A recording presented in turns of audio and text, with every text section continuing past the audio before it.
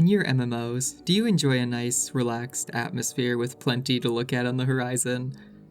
Well, that's very unfortunate if you answered yes, because Tanaris is the complete opposite of all of that.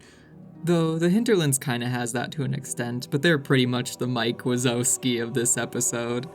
They're there, but often hidden behind everything else. Tanaris itself is just this barren wasteland with hills upon hills of sand and even more sand. Anakin would absolutely love it here. But you know, it's not all bad. You see, every now and again you have these big ol' skeletons that are completely surrounded by these friendly little vultures and hyenas. Just past those, we have a... God, what the hell am I looking at? Insect hives. Gotcha. Anyways, we've also got pirates, dragons, ogres, trolls, and whatever the hell these freaky little things are. These freaky little plant creatures and their inability to drop quest items. Within the confines of these two zones, we'll find ourselves within a crisis that threatens the entire world. Danger is everywhere in the form of knowledge checks that we don't have the knowledge for. Giant prehistoric dinosaurs, large groups combined with our inability to split pull, and most deadly of all, our own idiotic overconfidence. Hello, I'm Alex, and welcome to Hardcore Loremaster, a series where I strive to complete every single quest that World of Warcraft has to offer, all within the course of a single life. Get yourselves comfortable, because this is going to be a long trek into the desert of Tanaris.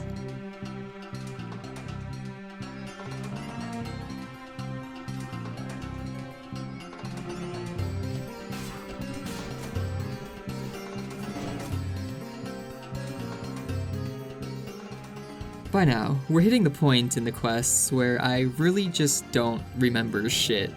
As in, I have never done most of these in my life. Up until now, we'd had the privilege of knowing what each quest had in store for us, but now we're going in nearly blind. Throughout the game, we have various knowledge checks, which are mostly just about things that can easily kill you. Things that'd be nice to know, like abilities, or summoning in a whole squad of pirates, or a named lad having several invisible friends to back him up.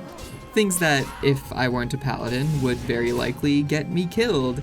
Thankfully though, we have several get-out-of-jail-free cards. Until we don't. It's great. But to start, we'll actually find ourselves running up to the Wildhammer settlement known as Airy Peak, and God, I love how this place looks. That stone carving up there is just so cool, dude. While originally here for both Cortello's riddle and to enable a gnome's alcohol addiction, we're also looking for a griffin rider that had flown with Brohan Caskbelly back in Stormwind. Brohan was looking for the temple of Atal Hakar, and while he himself didn't see it, maybe his buddy did. Arriving and speaking with the High Thane Falstad Wildhammer, we're given a rather unfriendly welcome. I feel like I'm just getting in the way. Falstad personally has no idea who this might be, but Griffin Master Talanax knows. A dwarf by the name of Rhapsody Shindigger flew along with him, but hasn't been the same since the accident. Ever since, he's become a rather severe alcoholic, and like the enablers we are, we decided to trade him booze for information. We're horrible. But we're not the only horrible ones, as this lad has an atrocious grocery list for us to complete. All on the other side of the world. I hope this guy knows that if anyone else were to get this, he wouldn't be getting shit. Instead of immediately leaving though, Talanax had another matter he needed our assistance with. The son of their mightiest griffin has gone missing. Sharpbeak, son of Swiftwing, was lost several days ago, and Talanax is sure that the trolls are to blame. The nearby villages have cages that they'd surely keep him in, but they're all empty. All three of them. Since the Witherbark don't seem to have him, we'll go to the next on our list, the Vile Branch. They've got a big old place called the Altar of Zul, and they've surely got the griffin there. I say surely because I didn't actually go to the top thanks to these two fun level 50 elites. That's a yikes from me, Sarge. We may be strong, but we're not that strong. So instead, we're heading to the zone that this video is named after. The big ol' barren desert of Tanaris.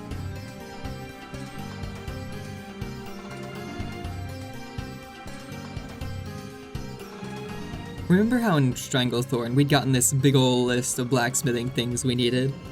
Well, it's about to get even worse. We find Trenton Lighthammer in Gadgetson, the town located here in the desert, and he gives us a whole 3 more quests worth of things to make. My guy, I've already got a shit ton of mithril for Galvan, you're gonna have to wait in line. Outside of town, at Steamweedle Port, we're told all about the pirate settlement to the south called Lost Rigger Cove. Seawolf McKinley, back in Booty Bay, had sent us here to collect Stoley's debt in the form of rum, but the pirates have since taken it. Surely we have it in our hearts to get it back for him. Security Chief Bilge Whistle, what a name, would also like to clear up the place while we're down here. And Haughty Modiste needs pirate hats so she can resell them to royalty and nobles and whatnot. While leaving, we also catch sight of a wanted poster for Andre Firebeard, wanted for various crimes against the port in Gadgetson. While running down to the cove, we'd come across something rather strange. A friendly Naga. This here is my new best friend, Zalash G. He's got a comfortable little cave here with some mithril right outside. I swear that's not the only reason I like him, I'm not that shallow. Okay, I might be. What I find interesting with this lad, though, is that he's not affiliated with anything. There aren't any quests with him, no objectives, stories, nothing. I'm guessing they were likely going to add in something with him eventually, but just forgot about it? But anyways, welcome to Lost Rigger Cove, currently owned by the South Sea Pirates, but it's quickly going to be under new management, because we'll take care of them. With extreme violence. A fun thing about this place is there are a lot of spots that are rather densely packed with pirates and shit. You'll go in to nab one guy and unknowingly pull, like, 4. Definitely not speaking from experience here, that'd be crazy.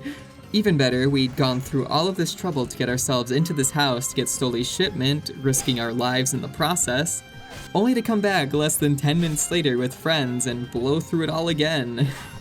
Really, made all that effort worth it in the end. With our 2 new friends here, we obliterated everything. Like, it wasn't even close.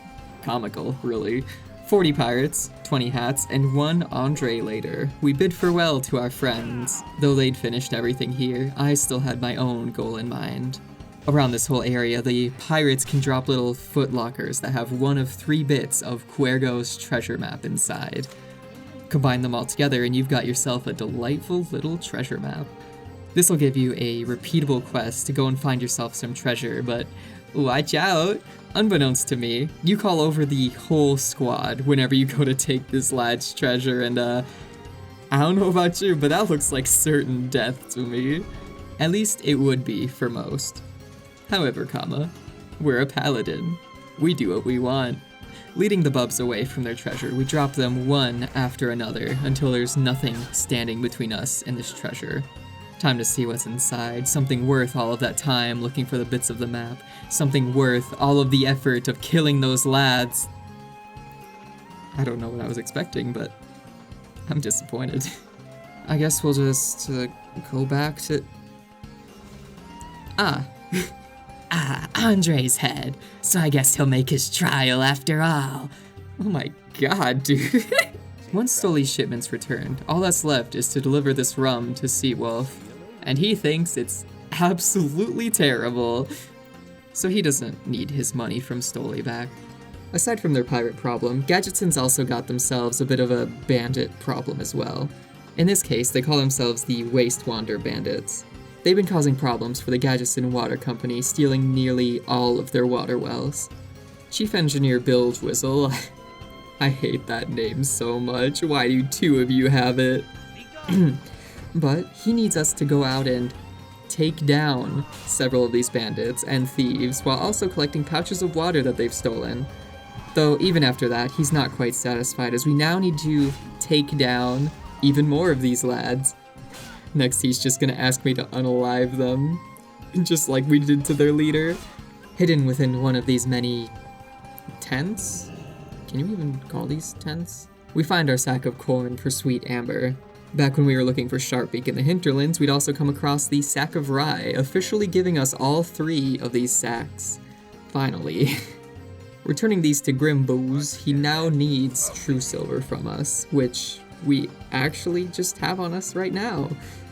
So next, he needs a sycamore branch. You know, just sycamore branch. Could be from any sycamore, right? Nah, we need a very specific lad from all the way in Feralas, so I think we're about to do some zone hopping again.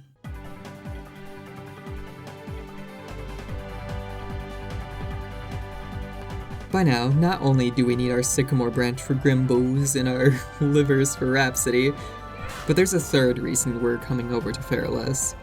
Yakinya, back in Steamweedle Port, needs the spirits of Vale Screechers found in the eastern forests here. Supposedly, they're the cousins of an old god, and their spirits are linked to him or something.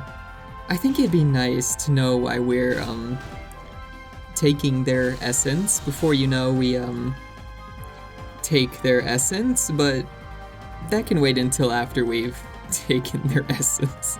While we're going about this, though, we stumble across some Night Elf sisters, Kindle and Jurkai Moonweaver. They're overlooking a grim totem camp that's been capturing fairy dragons.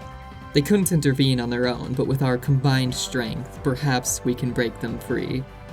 Under a time frame, we go in guns blazing and kill faster, so I can mount.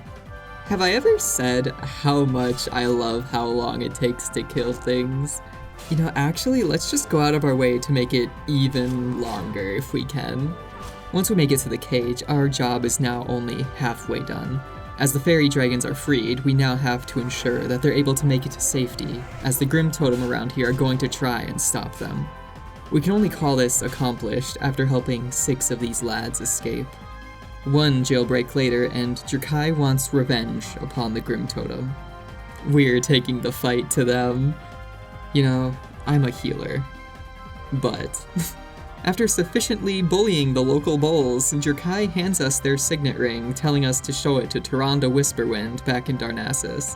They don't have much to thank us with out here, but Tyrande surely has something worthy of our heroic deeds. Which she does! I love the thought that we just sort of show up like, hey, can you give me something? Like, she's never seen us before in her life. While in Darnassus, we're also informed of an important research topic that the Archdruid needs able-bodied adventurers for. Hey, we're one of those. At least the, adventurer part. Archdruid Fandral Staghound is interested in the soil within Ungoro Crater just west of Tanaris. It's reportedly enriched with potent magical qualities, and he'd like to see it for himself.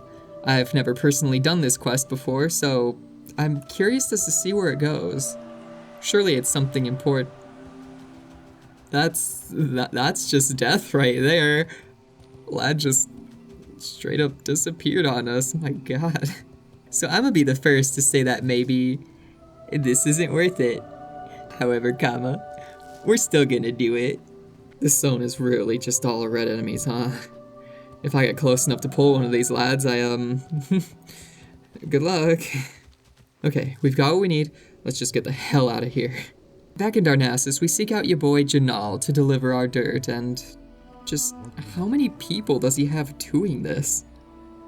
Like, that's a lot. After a nice dirt deposit, the Archdruid would like to speak with us again. Surely it's something fun and important.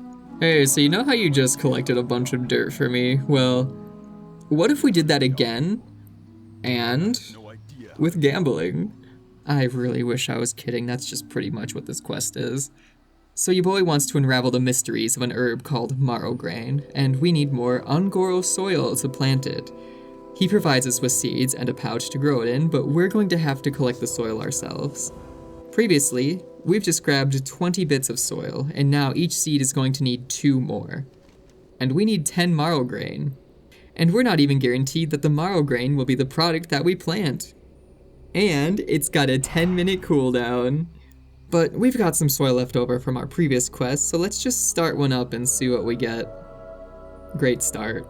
Apparently, herbalists have a better chance of getting marrow grain, so I'ma just need Ari to hurry up and get to level 50 so she can be doing this for me, and it should be pretty easy. I mean, it's only like she's only level 12. Well, shit. Let's not do that right now. Besides, we're not quite done with the Moonweaver sisters just yet. Back within Fairless, the two Moonweavers have saved a nest full of fairy dragon eggs. Unfortunately, their mother died, so now it's up to the three of us to take care of these eggs. Handing us an egg, Kindle points us towards Quentin over in the shimmering flats north of Gadgetson. The lad's personally out here to see if it's possible to salvage the land, pointing out the rather noticeable change in environment between Thousand Needles and Fairless, which... yeah, that's kinda weird. But anyways, he'd like to make sure that the egg is healthy, though to cast the spell to do so, he's going to need some elixirs of fortitude. As bummed as I am to admit it, I had to once again resort to the auction house to collect the two of these. I'd looked up if there was any possibility to get them from anywhere, like chests, fishing, and technically there is.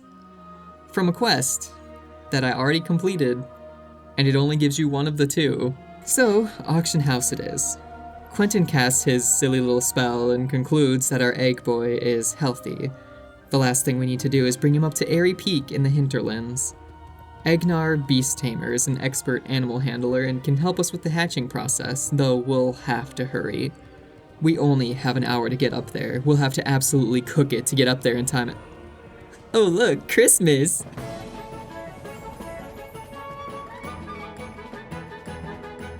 So I know we're on a time frame and all, but we can always make time for presents. Golly Crumb here is sickened by Jolly Red Great Father Winter. All these revelers have lost the plot, and he's absolutely sick of it. To learn about the true spirit of Winter Vale, he sends us up to Historian Karnik, who then gives us a book detailing the various traditions all over Azeroth. Great Father Winter is supposedly this supernatural figure wearing winter itself as his billowing cloak as he blankets the land in snow. Each culture has their own way of observing and celebrating the holiday, though it's steadily been molded into a holiday centered around gift exchange. As such, Great Father Winter has also been molded into this harbinger of commercial exploit rather than a supernatural titan. Damn, dude, that's rough, buddy. Anyways, let's go take a picture with Great Father Winter. Unfortunately, not everything is holly jolly this time of year, though. Smokywood Pastures, this goblin organization commercially exploiting Christmas, needs some assistance. They're missing a rather important shipment of treats, and the agent they'd sent to find it has gone missing in the Alteric Mountains. Not only that, but we have an absolute disaster upon our hands. Metzen, one of Great Father Winter's 8 reindeer, has been kidnapped. They've already received 2 ransom letters, and we've got to figure out where they are. Either with some pirates in Tanaris, or with some dwarves in Searing Gorge. Up in the Alteric Mountains, we find our guy, or rather, a snowman just chilling by some trees. Introducing himself as Sax, our lad from Smokywood Pastures, he's found the thing that's stolen their shipment of treats. A big ol' yeti called the Abominable Grinch. They're also responsible for turning your boy into a snowman, so that's neat. But also how nice of him to give him a scarf, hat, and everything else, like he's really committing to the bit here. Not far off, we find Mr. Tall, Dark, and Not Very Handsome and retrieve our treats. Though not before turning into a little snowman ourselves for a bit. With one disaster averted, we now head south to the burned landscape of Searing Gorge. Within a small camp of dark iron dwarves, we spot our poor reindeer friend. It's just a solid 4 mob pull, that's easy, right? Right? Repeating our strategy with the pirates near Quergo's treasure, and definitely not getting bullied in the process. We sprinkle some of this magic dust onto Metzen, and he's able to make his escape. Christmas has officially been saved. Hell yeah, brother. While we're in the area, we've also got the last step of Sweet Amber to finish. When we turned in our sycamore branch before, Grim Booze had now asked for the bundle of charred oak. Just a nice little hop, skip, and a jump away, we're able to find it, and finally, we're able to claim our ultimate prize. Just what could be awaiting us for completing such a cryptic questline? It's gotta be something great. Something to flex on other people, and it's a flask. A flask that lets you burn people. Sick. Returning to our friends in Ironforge, we've saved the day, and as a reward get some additional presents. Some from our bud Woolmore to Jingle Pocket here, and some from Great Father Winter himself. Though, a part of me feels like I'm forgetting something. Something pretty important. Oh shit, at Airy Peak, we find Agnar with time to spare. I swear we were working around that timer this entire time. 100%. Like, would I lie to you? Yeah, I probably would. But to prepare for this baby hatching, we need to get some food ready for it. But it has to be flanks from the Silvermane Stalkers east of here, specifically. I really don't understand why it's only them in particular, but honestly, neither does he. In the process of getting these flanks, we also come across a small distress beacon as a voice crackles out. My name's Oglethorpe of Nauticus, and my homing robot has crashed. I'll reward you for its recovery. Please take this beacon to the robot. I now have computed the coordinates of the robot for you. It's crashed at the head of the river near Skulk Rock. Tagging along with a hunter friend, we find this little robot chicken, and this looks familiar. Oh god, this was the one that Machoke bought with all of my money. While it runs all the way across the zone, we're attacked several times by local wildlife and the trolls, but nothing can stop the two of us. As we reach the shore, they engage their cloaking mechanism and disappear from view. From here, it should be able to safely return back to Booty Bay. With the chicken saved and the wilds brayed, we get our food back to this dude. It sounds even dumber in person. Now that the flanks have been collected, we're ready to finally become a parent. Kinda. Bob right now has a new best friend, though sadly I can't have them both out at the same time, and that's very unfortunate. Since we're currently in the hinterlands, we might as well get our ingredients back to Rhapsody. While in the desert, we're able to collect the last of our rock gizzards, completing this atrocious grocery list. And our enabled alcoholic wastes no time in crafting this concoction as we contemplate our life choices. Like, why do we just keep letting this happen? Once he's ready to recall the horrors, he tells us that he didn't see any temple since he'd fallen off of his mount. You see, he drank himself a whole keg of stout before flying, just like any responsible adult would do. He'd fallen into the swamp only to find himself surrounded by creepy trolls, his words, not mine. Making a fast getaway, he swam himself away, but took a nice souvenir on his way out, an Atalai tablet fragment. We bring this on back to Brohan and Stormwind and learn about this sunken temple. According to legend, the Temple of Atal Hakar was a holy shrine dedicated to Hakar the Soul Flayer, maintained by the Atalai trolls. The temple has since sunk beneath the pool of tears, hidden away from the surface. But Brohan here sees an opportunity. My Brohan. Should we help him acquire more of these tablets from the temple, we'd both return as heroes to the Explorers Guild. You can count me in, buddy, just later. That place sounds a bit, spooky, and we've got another crisis to solve back in Tanaris.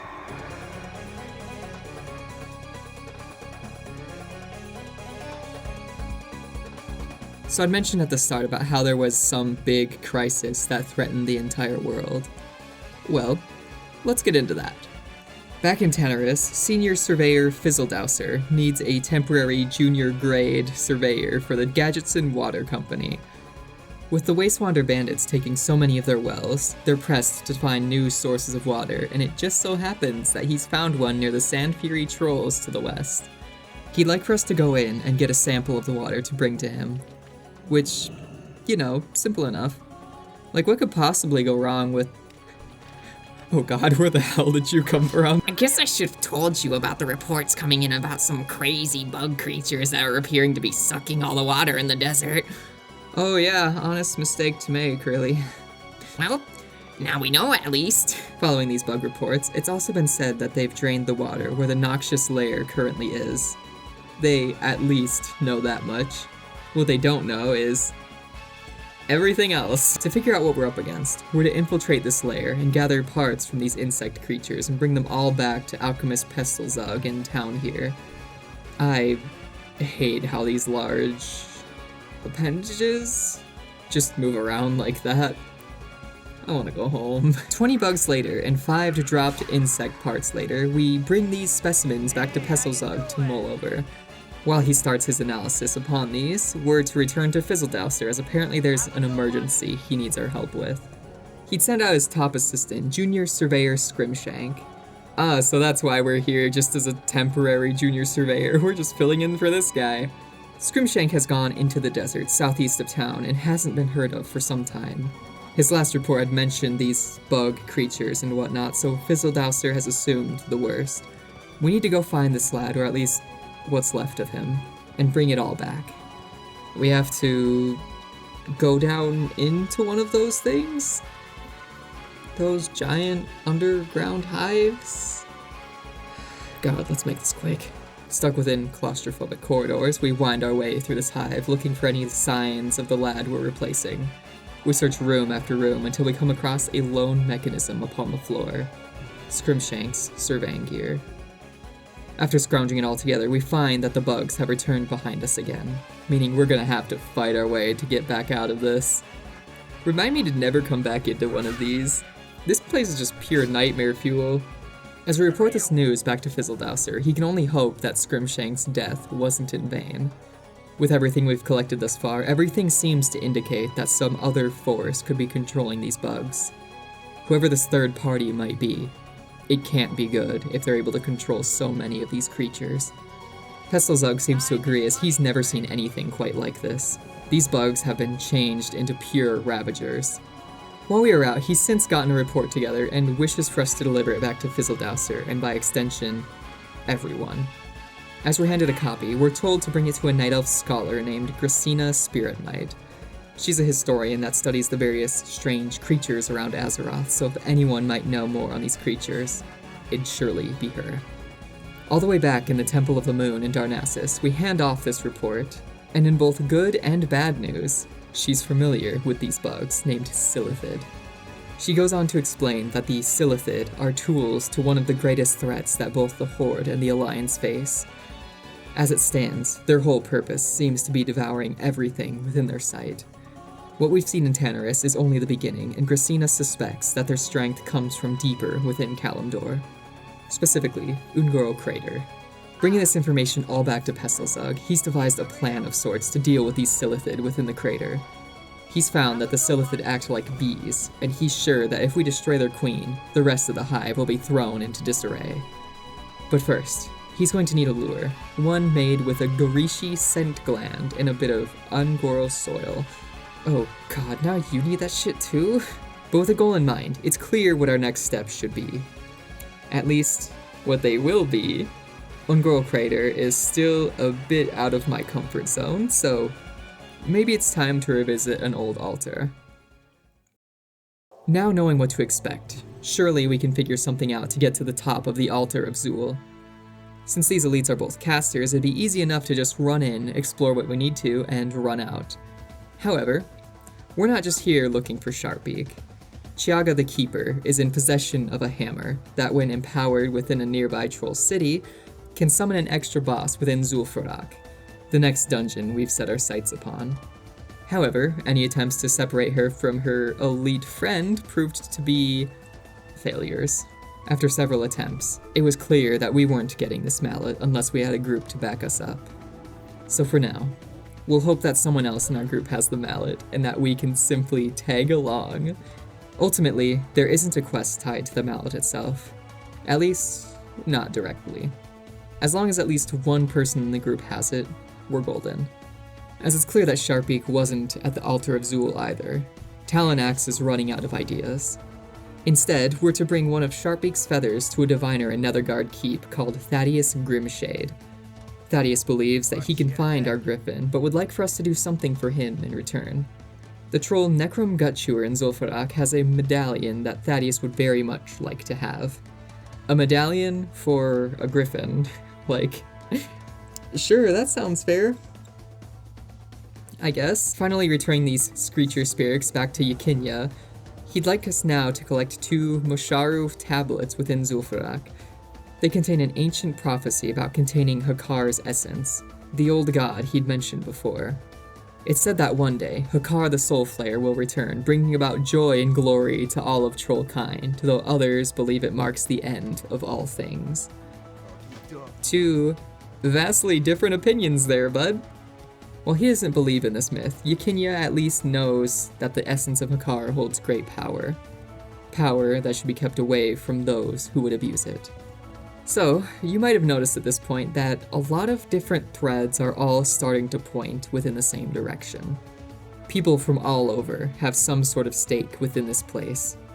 So it's time to finally venture in to the Sand Fury city of Zul'Farrak.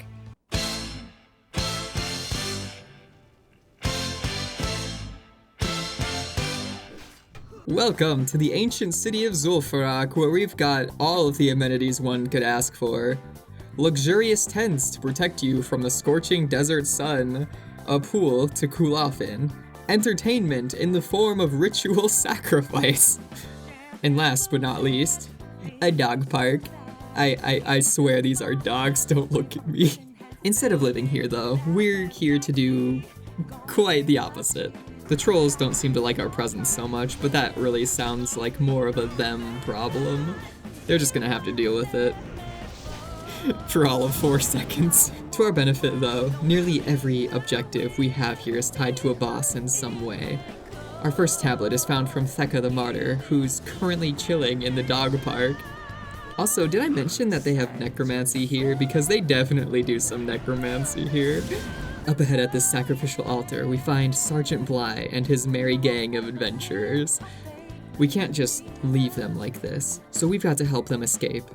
Only, that gets us a bit of attention. What follows is a straight-up gauntlet of trolls as they continually run up to stop us. But with our party, along with Sergeant Bly's, they can barely do a thing. That is, when we're actually close enough to receive their help. Like, why the hell are we all the way down here? 5 minutes of fighting later, and the end is finally in sight. We march down towards the last remaining trolls along with Necrom and secure their escape. For now. For you see, back in Gadgetson, Chief Engineer Bilgewizzle actually had us come in here specifically for these lads. Not to save them though. Nah, Sergeant Bly stole something very important from our boy Bilgewizzle. A divino magic rod. A divinomatic rod that he's been using to find where to dig for water. Hey man, can you give us our ship back? What? How dare you say that to me? After all we've been through. Well, I didn't like you anyways. Damn dude, tell us how you really feel. Who would win in a fight? One unstoppable team or one angry boy? Yeah, no, these lads didn't even stand a chance. From here, we head right up Main Street and take on the Chief himself. Along with another bub we fought with some basilisks before, the Chief can drop a sword that, when combined with the other bubs, forms an absolutely massive two-handed sword. Like if someone were to get that put together, they'd be using that for a long time. However, both swords have a relatively low drop chance, and you need to combine both of them into one big sword, so yeah, that's not happening. It would be really cool though, you know, it's a cool sword. With these lads dealt with, all that remains is Hydromancer Vilrotha and Gazrilla, the secret end boss of Zul'Farrak. I'd mentioned before how that bub at the altar of Zul would drop a mallet for us. Well, this is ultimately what it's used for. You bring it here, ring the gong, and bam, big ol' lizard friend. Though we don't have it personally, someone else in our group does. But first, the absolute worst pull of the entire dungeon. Our warrior friend charges in and pulls them back behind the pillar, to which our mage immediately uses Cone of Cold to aggro all of them. So they get smacked up a bit and turned into a frog while our tank is also getting their shit beat. Panicking with 2 low health bubs, I lay on hands the tank, wasting all of my mana in the process. Not learning their lesson, our mage uses Cone of Cold again, getting aggro from everyone, again. Fumbling with my potions, I get mana back just in time to use Blessing of Protection, shielding them from any damage as they run for their McFucking life. Thankfully by now, most of the trolls have been dealt with, and our druid helped out with some healing, though probably mostly as a self-preservation tactic. Sheesh is right, buddy, I'm gonna lose it. As all of us run out of mana, the trolls also run out of life. Awesome! I'm so glad that nobody died.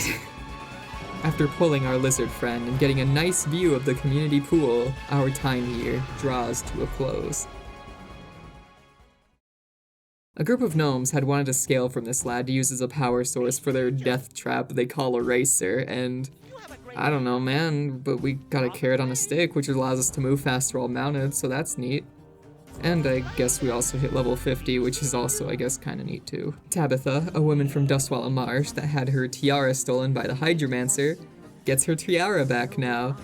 Trainwreck gets his shells to send off to Krasik and Booty Bay, and Bilgewizzle gets his rod back. Everyone wins today. Except for Sergeant Bly and friends. In getting back to Yakinya, we're now told of an ancient egg tucked away within the city of Jintha'Alor in the hinterlands.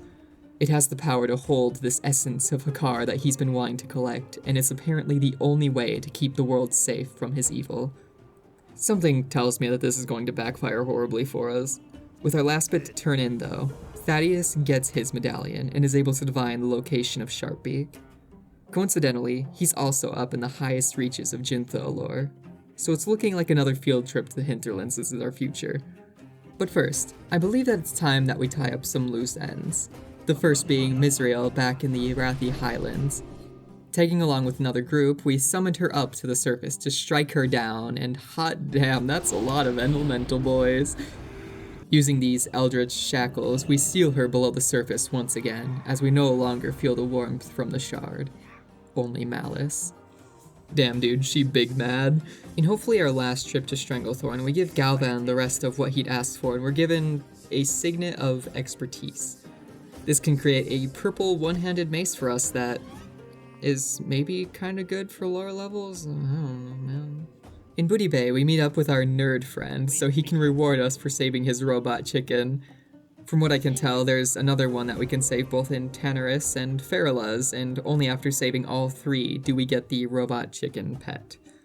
Maybe something to look forward to for later.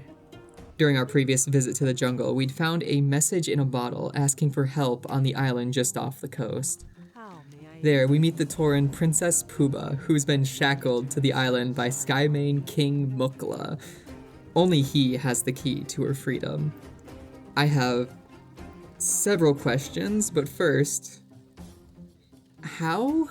How does this even happen? To the southeast, we find our king and promptly go about ending this monkey business. With his key, we free Princess Puba, and in return she gives us her nose ring? Can we just decline? You can just keep this, it's fine. Okay. Sticking together, we spot Mokrash upon a tiny island just outside of Booty Bay and drop him as well. Lad didn't even know what hit him. He drops a monogrammed sash, an item that starts up a quest as we need to find an individual with the initials HS. Upon the dock, we return the sash to Captain Heckleberry Smots, and now he only has one more sea giant to exact revenge upon. Negalash. First, he lost his chest to Gorlash, then his sash to Mokrash, and finally, his cutlass to Negalash. He needs his cutlass back, and his cook knows just how to do it. We're going to make a lure for the sea giant made with wine and buzzard wings.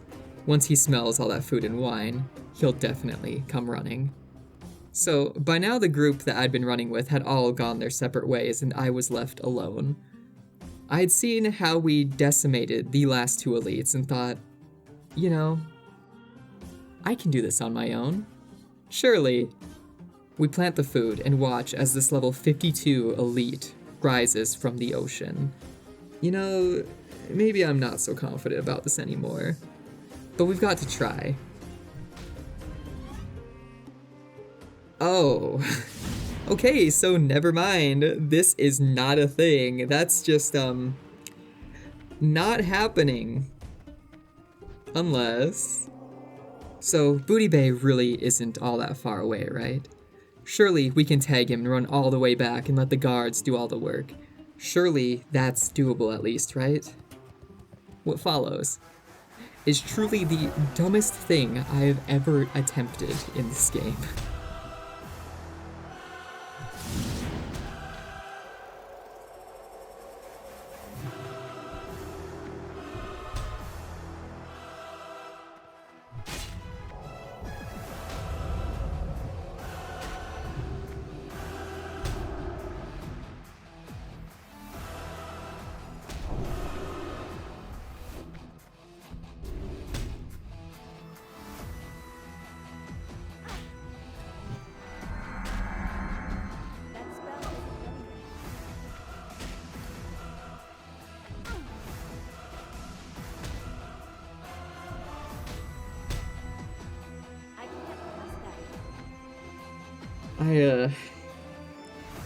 I should honestly just be dead right now. Like, this game has once again humbled me rather severely.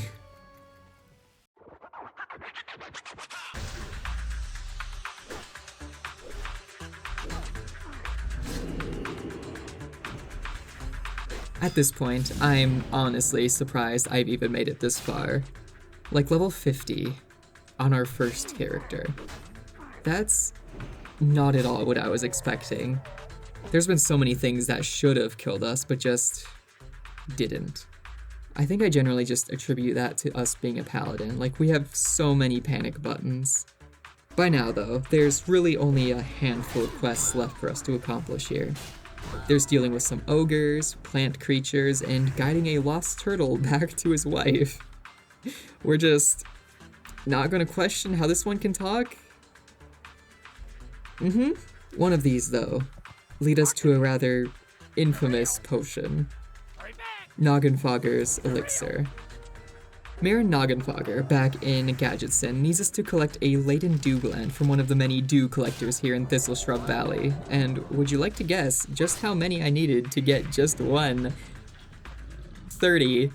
Exactly 30. So, that was horrible. Just like how it tastes, so Marin sends us off to Sprinkle, who can surely make it taste better.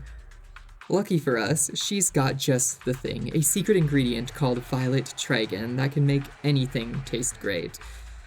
It's located up within Valorwind Lake in the Hinterlands, and upon bringing that back to Marin, he's able to create his famous concoction.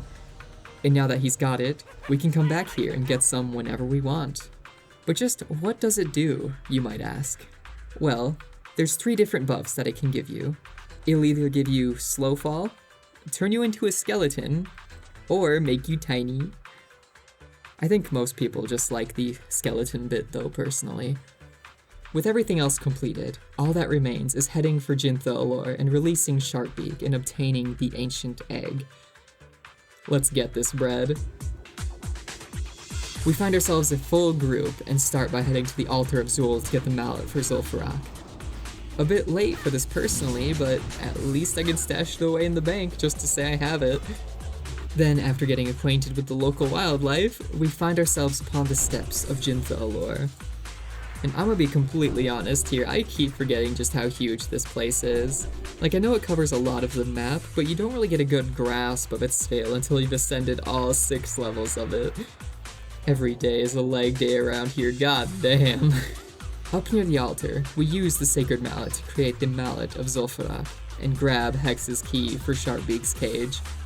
Within the back of this cave, we spot our egg and safely deposit it into our bags to bring back to Yakinya later. From here, Sharpbeak awaits, and after coming out of his cage, he's doing just fine. And then we all decide to do some really stupid shit. So I've come to find out that Divine Shield and Blessing of Protection completely negate fall damage. And since we have 3 paladins, you know exactly what's coming up next. Back at Airy Peak, the Griffins are finally reunited, and all is well once again, just as it should be. Yakinya feels as though now is the time to act and capture the essence of the Avatar of Hakar. We're to take this egg into the sunken temple of Atal Hakar, call upon the Avatar, slay them, and place their essence into this egg. Again, why an egg? Are we not just giving them a vessel to hatch out of here? But those worries can wait. Ungoro and Sunken Temple lie upon the horizon, though another is about to join them. Back home, the Paladins have called upon us. Need help? We're to head into the Western Plaguelands and fight the Scourge upon the front lines. That's right, lads. We've just been drafted.